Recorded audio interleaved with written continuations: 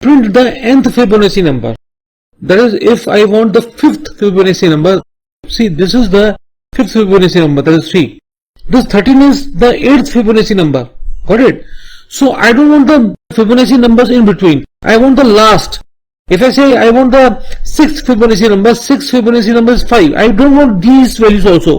I just want only the last value, that is the 6th Fibonacci number. I am asking the user to enter the nth Fibonacci number. Just to make it easy, I will enter 5. That will be assigned to n. Is n less than 0? No. So else block will be executed. The fifth Fibonacci number is Fibo function is called, and n is passed as an argument. That is, the value 5 is passed to the function. That 5 will be assigned to the parameter n. X and y are initialized to 0 and 1 respectively. Is n equal to 1?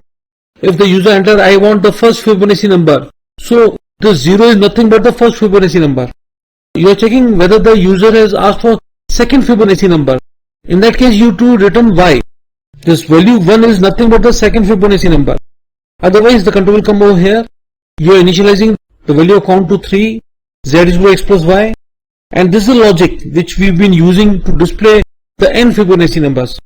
Here we don't want the in-between values. We want the final, last, fifth value. So when the counter crosses its limit, we are returning y. See, let me tell you, you cannot return z, because the while loop will exit only after reaching its limit. Got it? So if the user has entered that I want the fifth Fibonacci number, z will be having actually sixth Fibonacci number, because you are adding the values of x and y into z. So while coming out of the loop, the final, the fifth value will be in variable y. Got it? So you are returning y, and that will be displayed here. Okay. Let us run this program.